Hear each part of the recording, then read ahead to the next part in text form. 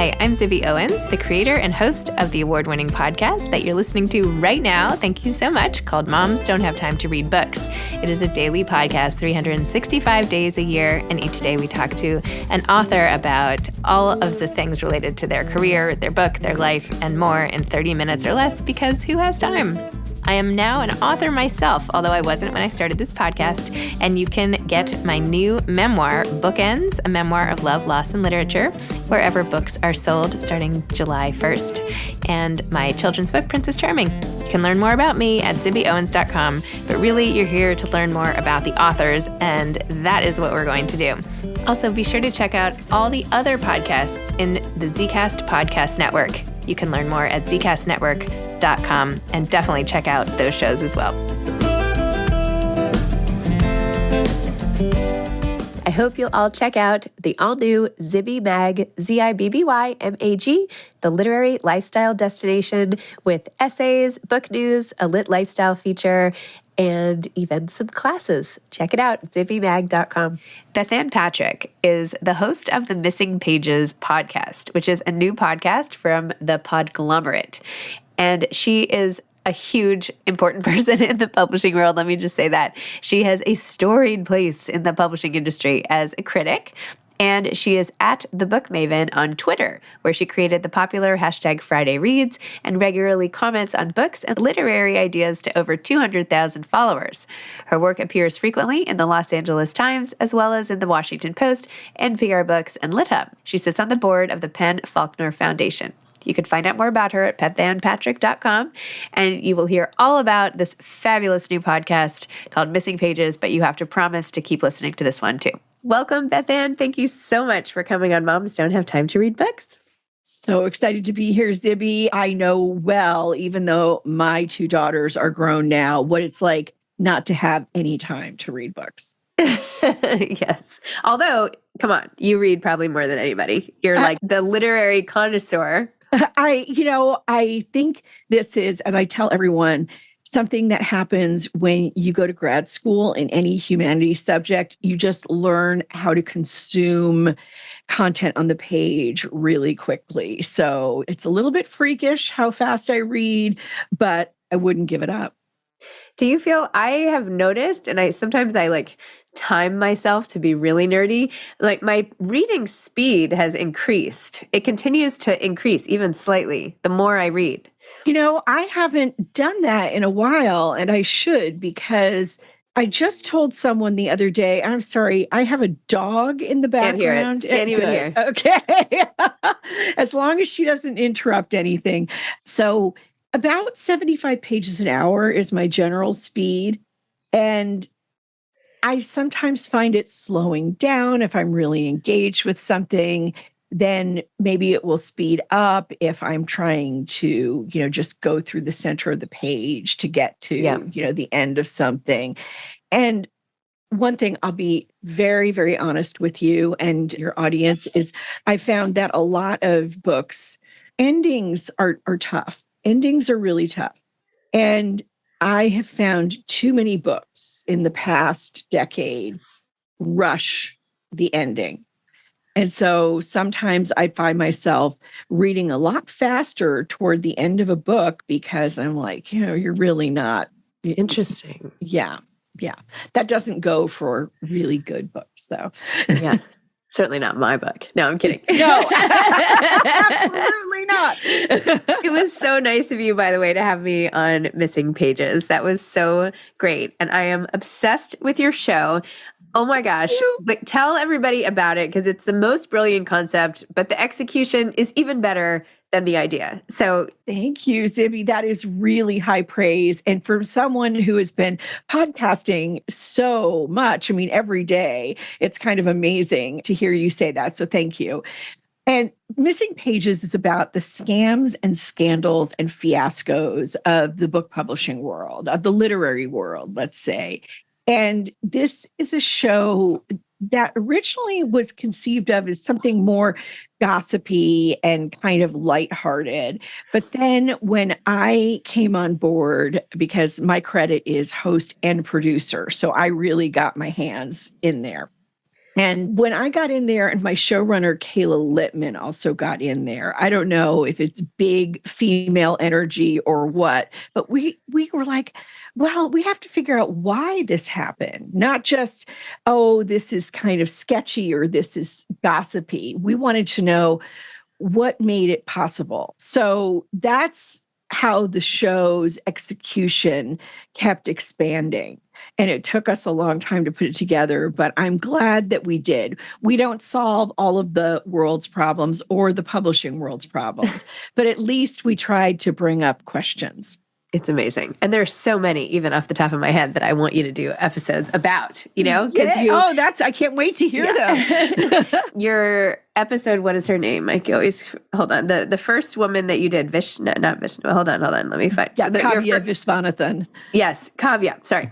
Yes. Your first episode about Kavya, who wrote a book and then was accused of plagiarism. You totally looked into the whole book packaging industry to show that actually she was sort of a casualty of the early days, not even early days of book packaging, because as you point out, it had been done since Sweet Valley High and Nancy Drew and all of that. Yep. But this new iteration when Alloy got involved and they put her up as the face of this book that was then found to be completely plagiarized. And what I thought was, not only was it amazing, the deep dive you did into this, but that Harvard ended up finding her not guilty of plagiarism. So make sense of this for me. Well, first of all, I just want to say for your audience and people who may be following along with Missing Pages that not every episode has such a satisfying resolution, because there were some people who wouldn't talk to us, who weren't interested in bringing in their experience for many reasons. And I get it, some of them because it was, bringing up really painful things. Some of them have no interest in, talking about what happened. But Kavya was really generous and really open about this. And she had never told anyone before that Harvard exonerated her from plagiarism, which is a very big deal to me. Yes. Look, we all realize after hearing Javia's story about being accused of plagiarizing part of Megan McCafferty's books, part of her work, that this was a big deal. And this was something that really affected the high level of publishing, marketing, and business. But we also all knew that she had to have been under some kind of non-disclosure agreement, right? When something like this happens, you just know Alloy Entertainment is not going to say, oh, go ahead with your life and, talk about whatever you want. So she had never revealed to anyone before. She was so traumatized, I feel, by the whole experience. She'd been so young. And, I don't know, she's so savvy. I don't want to say naive, but youth comes along with a certain level of naivete. And so her youth and inexperience really affected how she handled the situation.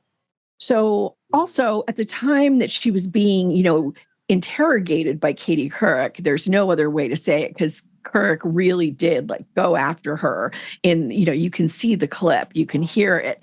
She wouldn't have graduated. She wouldn't have been exonerated yet. Now, we do have the letter. She shared the letter with us from Harvard saying, you're cleared and you can graduate. We do not have the proceedings of, what they did or how they examined the manuscript. But I feel that that's a pretty, Harvard, that's a big brand. Yeah, you're I think that's a bigger brand than the Today Show or whatever. Yeah. or Alloy, Or Alloy, yeah. And so, come on, they are putting that weight behind her. And I think it's really significant and important. And I am so, so happy. It took us a lot of discussion to get her to come on. I bet. And speak to us. I am so honored by her trust in how we handled things. Of course, every show, Zibby, this, every podcast, everything anyone does is going to get criticism. And we've seen, reviews from listeners saying, oh, you just, coddled her or, what? bought No. into I'm actually really surprised to hear that. I don't feel like that, but thank you. That's interesting. Yeah. So and it's nice that you got reviews. I mean, that's good. Yeah, exactly. We are getting reviews. This has been a wild ride for me as a newbie podcaster. Missing Pages has gotten a lot of attention, and almost all of it's been really, really good. And so I cannot complain. And if someone's taking the time to review, I say thank you, right? Because you listened and you're giving your honest opinion. And that is something in our business, I think we could all see more of. I totally agree. I think it's like there are obviously a lot of shows about books and book it, my own show included here, right. Obviously, but yours, the way it's so highly produced with all these clips from other places, so much research. It almost feels like this multimedia experience, except audio. I mean, I know that sounds stupid, but it was very entertaining. It's like immersive and entertaining, and also you learn a lot. So I don't know. I am a huge fan, and it's very cool what you're doing. Well, thank you. I love that you said it's, immersive, because I think that's something we really wanted to go for. Our early scripts were much more straightforward and sort of like, okay, this is a simple narrative. And Kayla, as a showrunner, was really able to bring in, her podcasting experience. She's been with Vox and with Condé Nast and really understands multimedia from those big brands.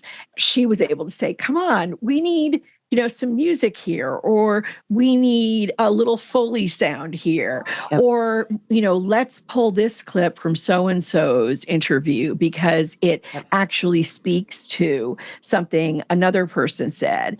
And that kind of having, and because you've been a guest, that kind of dialogue between the pieces of the show is one of the things I think that gives it its immersive quality. Agreed. It's great.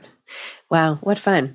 So Bethanne, can you take me back to the part of your life before you became this world-renowned? I mean, I will have read your bio. I read your bio at the beginning, but everything from the Washington Post, LitHub, I mean, you're all over NPR, I mean, everywhere. How did this all start? Where did you develop your love of books? How did you get on this path?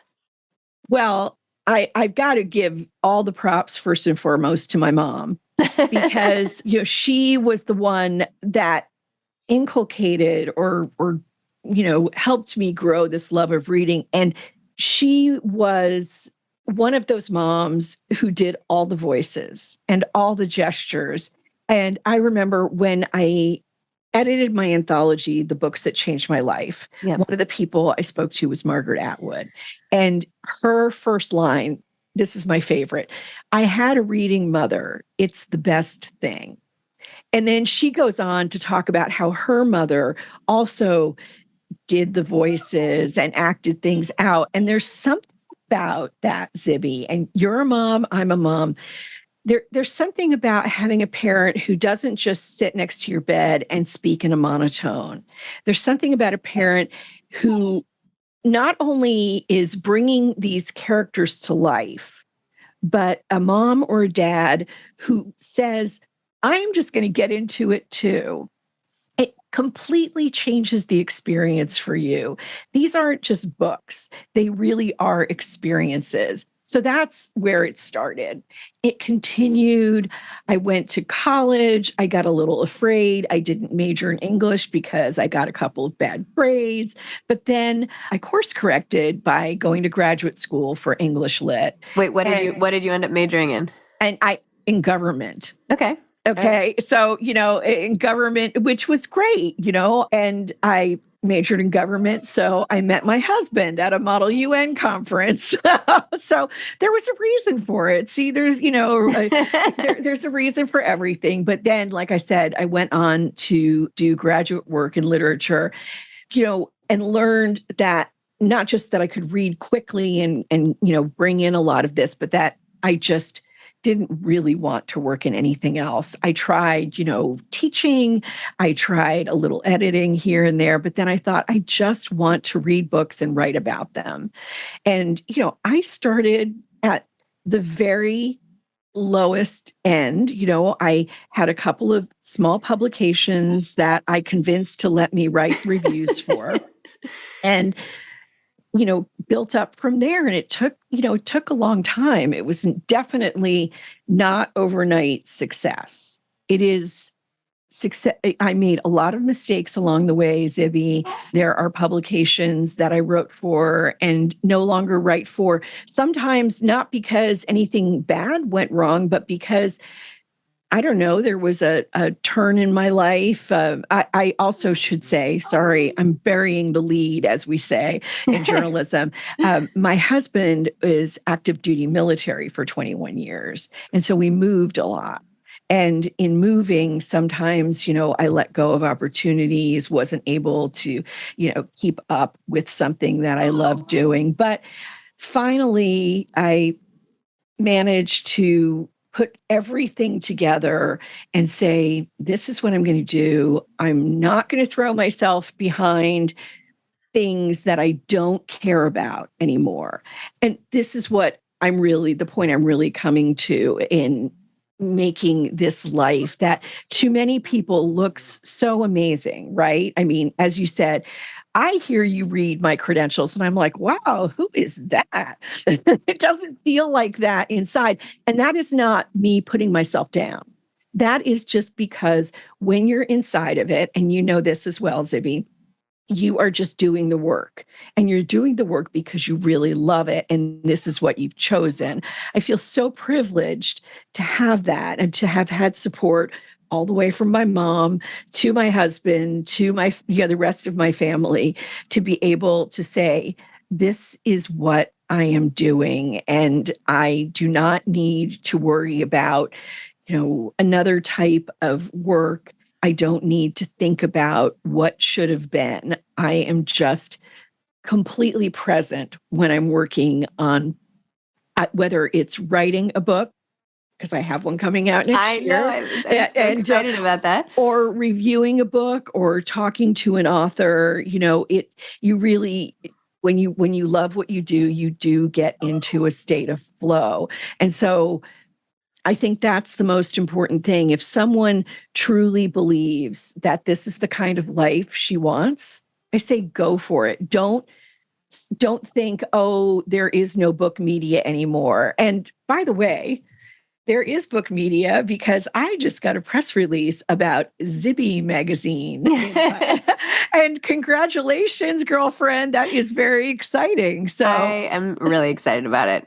This has been in the works for a while, and I'm so excited. I really want to bring back the old school glamour and have a whole thing. I want to have I just read in the paper this morning, this terrible, by the way, review of Blonde, the movie based on Joyce Carol Oates' book. Yes. Did you see that review? Anyway, I did not see the review. Anyway, but I want to have a feature now about Joyce Carol Oates. And when I had her on my podcast and put a few pictures of that, and then I want to somehow link it into fun things you can buy, check out that bookshelf floating behind her, or look at her glasses, or I don't know. I want to have it so that other people can get bits and pieces of this lifestyle. And by the way, I mentioned Margaret Atwood a little earlier. Those two, Margaret and Joyce, besties. Interesting. Yes. Yeah. Yes. Which is something I don't think I would have put together, but they are. So that would be another good feature. Exactly. Who did you not know were really good, who are really good friend pairs in publishing? Right? That's fun. That would be really fun. You want to write it for me? Yes. I'm not even kidding. There we go. My first assignment for Zibby magazine. That would be really fun. Yeah. Unexpected. Because then I could talk about my literary bestie, Yeah, totally. That is really, and then we can post about it, and then we have to say, tag your literary bestie. Yes. Right. Yes, bring your literary bestie to blah, blah, blah. But anyway, we'll just keep going. Okay. I'm excited. I love how things like this happen in Zibby world, in the Zibby universe. You think the way I do. This is something, we were talking about, how did I get into this and all that kind of thing. And that's part of how I got into it, is I just kept thinking, why don't we write about this? Why don't we do this? Why isn't there more?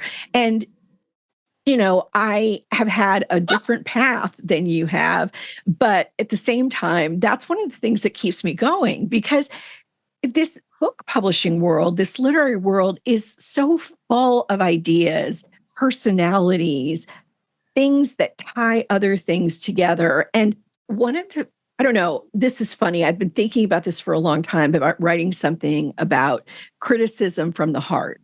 Because when I write book reviews, I really try to approach each book as the book is, not as I wish it would be, not I think you should have written this kind of book instead of the one that I try to say, what was this author trying to do?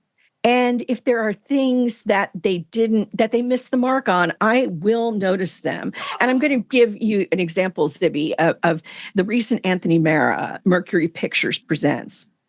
So, of course, like everyone else, Mara's previous work, I'm just gaga about. He's an amazing writer. He's an original thinker. So much good. I did think Mercury Pictures Presents fell short in a couple of things. I did review it for the LA Times, and I talked about those things. I talked about why I thought it didn't work and what I thought could have worked better. And that was not because I wanted to say this is a bad book or you shouldn't read this book.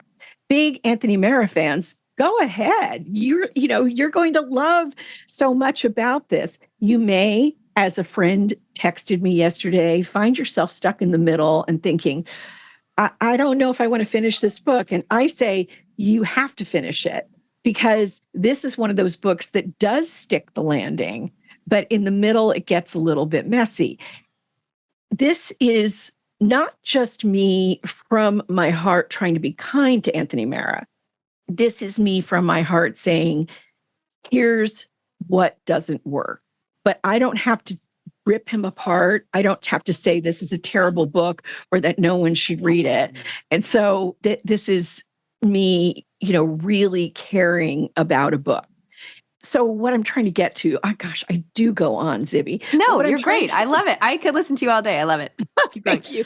What I'm trying to get to is the fact that you and I, have been raised in this era where it seemed like, let's be critical. Logic is all, analysis is all. And the more critical you are, the more serious you are.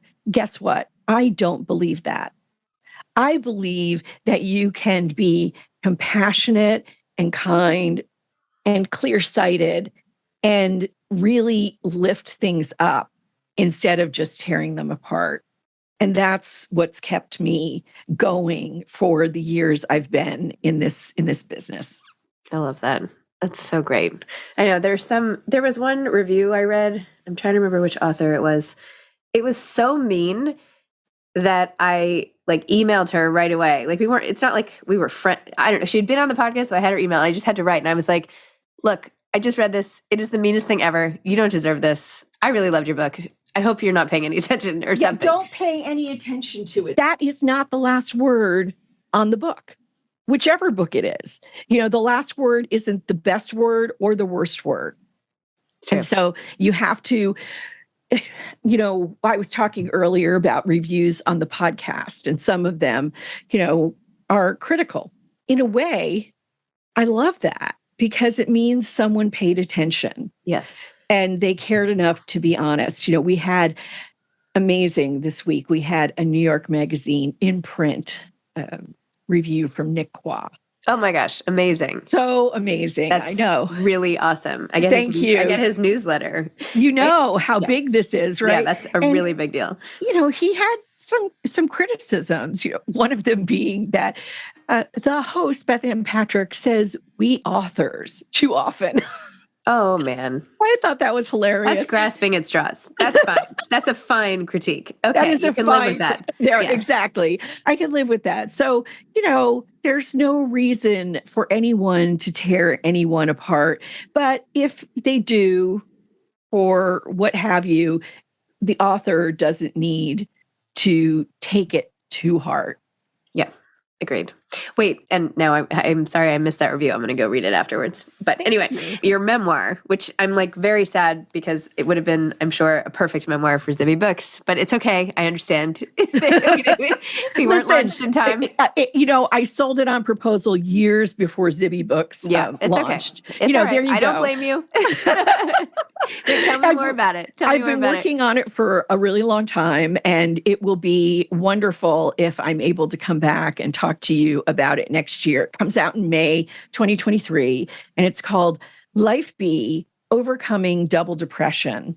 Ooh. And it's a memoir about a form of mental illness that I have called double depression, cycling depression, double dysthymia. There are a whole bunch of names for it, but basically what it comes down to, Zibby, is that a person with double depression starts life out lower than everyone else and then is chronically depressed and also has periods of major depression.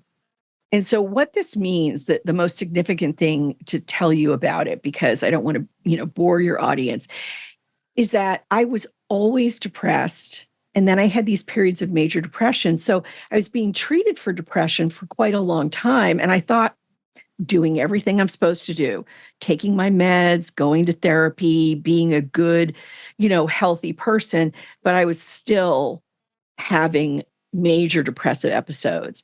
Oh. And about 6 years ago, I went to my doctor and said, something has got to change. There's something off here. And she sent me to a new psychiatrist who diagnosed me with this condition. And all that was required, I'm putting that in air quotes because, come on, there's a lot involved, was putting me on a medication that helps stop the cycling. And it's a medication that's often used for epilepsy, but it's called trileptal. And when it stopped the cycles, then the antidepressant could do its work. I was able to live. I kept wondering my whole life, why do other people get so excited about things? Why do other people have so much joy? Now I know. I know. Oh my gosh. It's, my memoir is sort of a Horatio Alger story in reverse, if you will. I get better and I'm, able to continue healing and growing now. And it's just an amazing thing for me. That doesn't mean reading my book will be amazing for everyone, but I hope that it will give some people, especially women who are in midlife, and midlife now means anything from like 35 to 75, right? I think it starts at like 42. I feel like 43, 42, everybody all of a sudden was like, well, we're in midlife, right? I'm like, right? Am I am? Okay. All right. Okay. I've gotten, thank you. So I hope that, women in that messy middle will be able to say, oh, if there is something bothering me, I can act on it. I can take action and change. And that, doesn't mean that you're mentally ill. Right. You could be, the change for you could be something completely different. Yes. The fact that you have lived your whole life in a depressive state and are only now experiencing joy is heartbreaking to me. It's truly heartbreaking. And I am just so relieved that now you can go out. And I bet for you, like even the smallest things are causing so much joy. I bet like the smell of a flower or like, a beautiful tree or sunset, like all those cliched things that bring joy. It's true. And it's, sometimes joy broke through. I mean, come on, I, had a wedding day and, graduations and the births of my, my two daughters. But that everyday kind of, just loveliness and being present, that's a big part of it is, being able to say, I'm not viewing this through, sort of cotton wool. I'm able to be right here for it. So it's true. And just, having a conversation like this one, having conversations with friends who are bookish, and not thinking, oh, what do I have to do later? Or what mistakes have I made? Instead, just saying, this is so much fun. Oh my gosh.